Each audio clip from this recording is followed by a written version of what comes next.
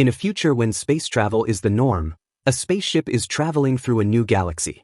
The whole crew is asleep, thanks to suspended animation except for Riddick, who tries to guess things about the other passengers' lives through their smells. Suddenly debris from a meteor storm hits the ship and pierces the hull. The computer immediately activates the alarm and wakes up the main crew, however the debris goes through the captain's pod and kills him. Pilot Carolyn and navigator Greg stumble out of their pods and rush to the control panel, only to discover that the ship has been pushed into a planet's atmosphere and the gravity is making it descend at a very dangerous speed. Greg tries to call for help, but the communication antenna is damaged. Carolyn rushes to the pilot chair and releases various parts of the ship before putting it into a roll. The spaceship slows down a little bit, but it isn't enough, so she has no choice but to drop the passenger pods. When Greg realizes what she wants to do, he blocks the airlocks. Carolyn tries her best to stabilize the ship as it begins to come apart and a piece of metal breaks the front window. Eventually the ship lands on the planet and slides on the ground for a few miles, which makes it lose even more parts. Police officer William leaves his pod during the process and has to hold on tight not to fall through the crumbling walls. When the ship finally stops, the crew leave their pods and discover there are only a few survivors. William notices he's lost his gun and goes back to his pod to find it, only to suddenly be attacked by Riddick. Without hesitation, William hits him with his baton until he brings Riddick down, then he ties him to a metal beam. The rest of the crew opens the closed pods, finding a few more survivors but mostly bodies. Carolyn looks for Greg among the debris and discovers he's been impaled by a metal bar. They don't have any medicine because that part of the cabin is gone, so Carolyn kicks everyone out of the room and keeps Greg company while he dies. Afterward, the crew checks out the planet, only to discover they're in a desert. There are mysterious spires in the distance, 3 suns, and the compass doesn't work. The crew thanks Carolyn for saving her and calls her captain, making her feel guilty for having wanted to get rid of them. Then Carolyn sees Riddick and William explains he's a dangerous criminal who escaped from a maximum prison, revealing he isn't truly human. Next, the group checks the cargo and finds some alcohol, but no water. While everyone is distracted, Riddick notices the metal beam is broken at the top and twists his shoulders until he's high enough to pass his handcuffed hands through the crack to free himself. When the crew discovers Riddick is gone, they grab a bunch of weapons and get ready to go looking for him and water. The group splits, leaving a few survivors back to protect the ship while the rest searches the area. They see a few trees, but when they get closer they're disappointed to discover they're actually huge bone structures. The team looks around, not noticing Riddick hiding among the bones. As she takes a rest, Carolyn admits to William that she almost got rid of all the passengers. While she's distracted, Riddick secretly cuts a strand of her hair with a knife. After Abu's 3 sons find a toy robot buried in the sand, the group reaches an abandoned human settlement full of pots and jugs, which means there used to be water here. Carolyn finds a model of this planet's solar system and learns that because of the positions of the 3 suns, this place never gets nighttime. She's also excited to find an aircraft, but it has no power left and its wings are broken. Back in the shipwreck, Paris tells Shatsa and Jack that he's heard a strange noise. Jack looks through a hole in the wall and sees a man walking around the ship, so they assume it's Riddick. The trio gets ready to attack, but when the man gets closer they realize it's just another survivor. Suddenly the man is shot from behind by Shatsa's boyfriend Zeke, who also thought this was Riddick. Meanwhile, the actual Riddick is chilling with a drink nearby. Afterwards, Zeke finishes digging a grave and begins bringing all the crew bodies. He notices a hole in the wall of the grave and takes a closer look, only to be dragged inside and attacked by a mysterious force. Zeke tries shooting to defend himself and Shatsa comes over when she hears the gunshots, but it's too late, only Zeke's blood is left. When Shatsa looks up she sees Riddick and assumes he did it. Riddick immediately runs off, but William has also heard the gunshots and arrives to stop him. As the men fight, William takes off Riddick's goggles and the sunlight hurts his eyes, which makes it easier for William and Shatsa to recapture him. Moments later, Riddick is chained inside the shipwreck again. Carolyn asks about the location of Zeke's body, but Riddick just says it's not him the crew has to be scared of. He startles Carolyn when he suddenly stands up, showing his unusual eyes that let him see in the dark but hurt during the daytime. Then he says he's killed people in the past but he didn't kill Zeke, so they need to check the hole again. William thinks Riddick is lying, but Carolyn decides to go inside the hole with a rope attached to her body just in case. After lots of crawling, she makes it to a small cavern and finds lots of holes in the ceiling that turn out to be the spires. She also hears noises as something moves in the dark and turns around to find Zeke's foot. At that moment her flashlight is knocked off by creatures known as bioraptors, who want to eat her too. A terrified Carolyn begins climbing up the spire, but the rope doesn't let her go too far and she starts to slide back into the cavern. Carolyn yells for help and the crew follows the noise to the right spire, breaking it to rescue her. For a second she appears to be safe, but then the creatures begin to pull the rope and she's dragged into the hole again, so William and Abu rush to cut the rope to save her again. Afterward, William goes to see Riddick and explains the situation before shooting the chains off and giving him back his goggles. Riddick immediately takes William's gun just to scare him off and agrees to help. Next, the crew gathers all their belongings and a power cell from the wrecked ship before returning to the settlement. While the crew activates a moisture machine that provides them with some water, Carolyn works on adapting the ship's old electrical connections so they'll take the modern power cell. A quick look into the ship's systems reveals that it'll need 4 more power cells to launch. Looking around the settlement gives the crew a variety of tools. Jack shaves his head and puts on a pair of goggles to emulate Riddick, thinking of him as his idol. Riddick finds a coring room, which is mysteriously chain-locked from the inside. When the group takes a break, they theorize that the former residents were geologists and wonder why they left, but Riddick thinks they were all killed by the bioraptors. Meanwhile, Abu's son Ali has found a broken wall in the coring room and goes inside. He manages to open a ceiling hatch and the sunlight reveals a bunch of bioraptors that immediately attack him. Ali screams as he runs to hide in the closet, but the monsters follow him there. The crew hears his screaming and shoots the door open to enter the coring room too. At first it appears to be empty, but when Abu opens the other door, all the bioraptors fly out and escape through the shaft in the ground. When Abu looks in the closet, he's devastated to find his son dead. While the family buries Ali, the crew looks inside the shaft with a flare and finds lots of skeletons. Riddick explains the geologists hid there because the thick door would stop the bioraptors, but that they came through the cellar. While Shatsa apologizes to Riddick for thinking he killed Zeke, William realizes all the creatures on this planet are hurt by sunlight. Carolyn finds a coring sample dated 22 years ago in the same month as now. She returns to the planetary model and changes the date to check the position of the planets in the present. It turns out that there will be an eclipse soon which will leave the planet in complete darkness for weeks, which means the creatures will be free to come out. A worried Carolyn announces they must finish repairing the wing and brings the other power cells quickly before darkness comes. In private, William warns her that last time Riddick escaped by flying a ship and killing the pilot, so they mustn't bring the power cells until the last minute. Then William hurries to leave the ship so he can throw up outside. Riddick notices he's shaking and guesses he's going through withdrawal. Minutes later, Riddick also talks to Carolyn in private.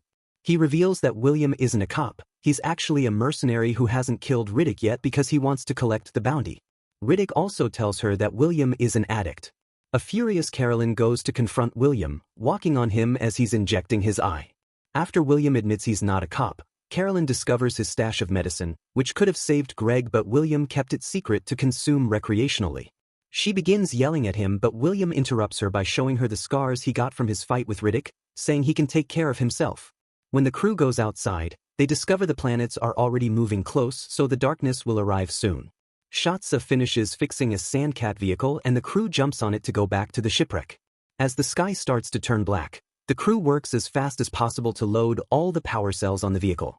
Unfortunately, they aren't quick enough, and when the darkness finally takes over, they can't leave because their car is solar-powered. At that moment they hear screeching and see all the bioraptors flying out of the spires. Everyone runs to take shelter, but Shatsa and Riddick fall behind and have to drop to the ground to avoid getting hit by the bioraptors when they fly down. Once they're gone, Shatsa tries to join the crew, but the bioraptors immediately come back and surround her, tearing her body in two and flying off with the upper half. Riddick lays low and makes sure the creatures are actually gone before standing up. The spires then start breaking and Riddick takes off his goggles so his night vision can watch bigger bioraptors coming out. Afterward, the crew wanders around the wrecked ship while hearing the monsters continuously screeching. They theorize that bioraptors use sound to see in the dark, like bats. They can also hear something moving in the walls and Paris wants to go out, so the others have to stop him. Abu manages to open a container and the crew hides inside before he locks it. Suddenly, a bioraptor pierces a wall with its claw, but Abu moves away just in time. Then Riddick finds a blowtorch and burns a hole in the back wall so the group can get into the cargo hold. While the others move things to block the hole, Riddick looks around the room and sees a small bioraptor hiding in a corner. At that moment, Abu's second son Hassan also sees it, so Riddick tells him to stay still to avoid being detected. However, when the creature moves too close, Hassan panics and starts running away, only to be immediately killed by another bioraptor. More monsters come out, so Riddick runs to reunite with the crew, who have their flashlights out and accidentally blind him. The bioraptor chasing him is also blinded by the light and runs off when William opens fire. A gunshot still manages to kill it and the body falls in front of the group, who notices that light burns the bioraptor's skin. Afterward, the crew discusses what to do. Caroline wants to walk back to the settlement while carrying the cells and use their flashlights as protection. William thinks it's too dangerous and they should wait for the eclipse to be over, but Abu reminds him it could take forever and Caroline points out hiding didn't work for the geologists. When the argument escalates and William tries to get violent, Riddick immediately stops him.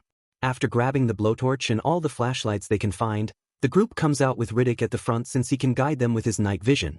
A bioraptor suddenly comes out of the ship but, thankfully it doesn't see them and flies off. Then the crew reaches the main cabin and puts together a sled with some pieces of metal to load it with the power cells and glow tubes. Riddick tells everyone to check their bodies for cuts because the bioraptors may smell the blood. Once everything is ready, the group finally takes off. They run in the darkness with Riddick at the front, finding the way while the others push the sled. The bioraptors are always around them but don't come too close because of the lights. When the blowtorch stops working, Paris tries grabbing a flashlight and accidentally drops it. Jack leaves the light circle to retrieve it and a monster tries to attack him, so Abu jumps on top of him to protect him with his lights. The bioraptor flies above them and scares it with a few shots, but Paris still panics and crawls away, pulling at the tubes as he moves and breaking the battery that's keeping the lights on. Paris stops when he notices he's bleeding and takes a sip of his drink to spit it on a lighter, which creates a big flame that reveals the bioraptors surrounding him. When the fire goes off, the monsters feed on Paris, which Riddick can see in detail. After lighting some torches and flares, the team notices their own tracks on the ground and worries about possibly being lost. Riddick explains he took an extra round because he needed time to think since there's a canyon ahead. He also points out Jack is bleeding and calls him a girl. Jack admits she's actually a girl who dressed as a boy so the other crew members wouldn't mess with her. Since she's on her shark week, the bioraptors have been tracking her blood all along.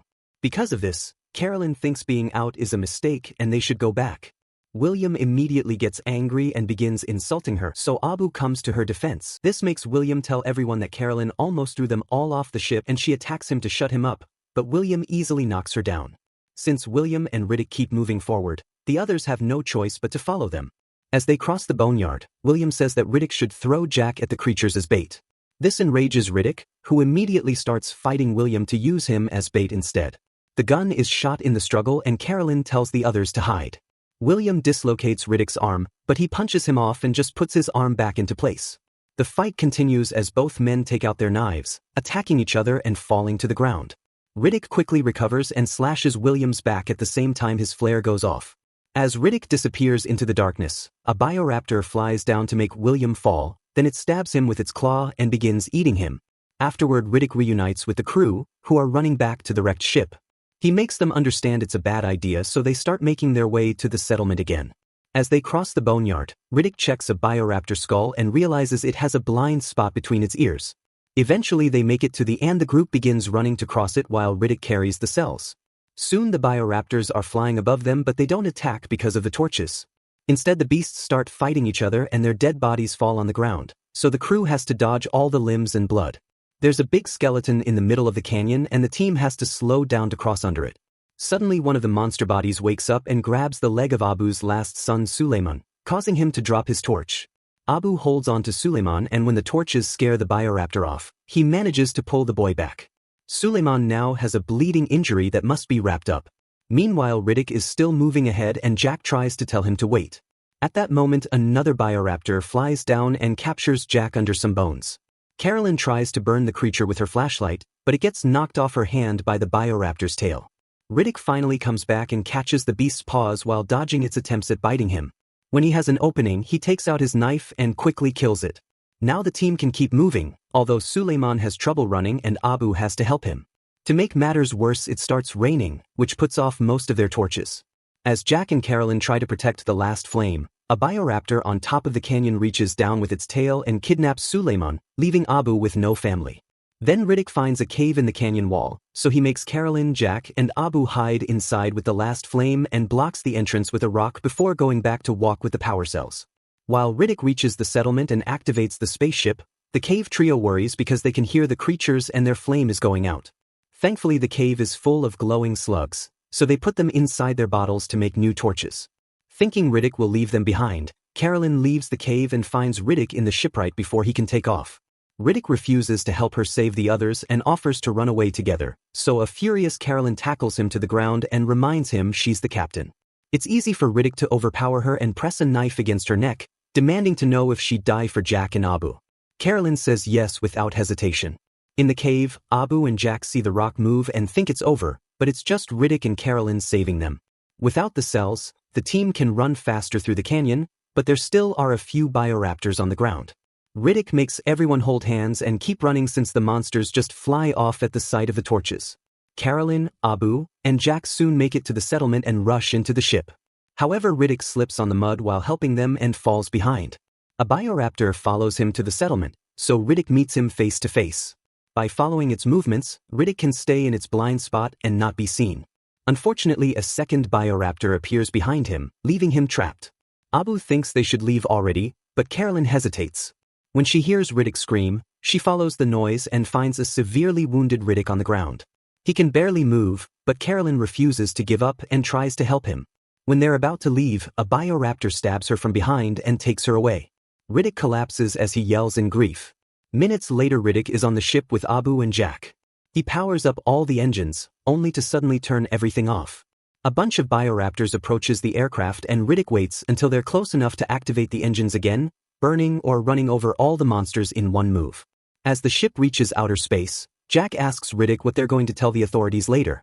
He explains that Riddick died somewhere on the planet, implying he's become a caring human again.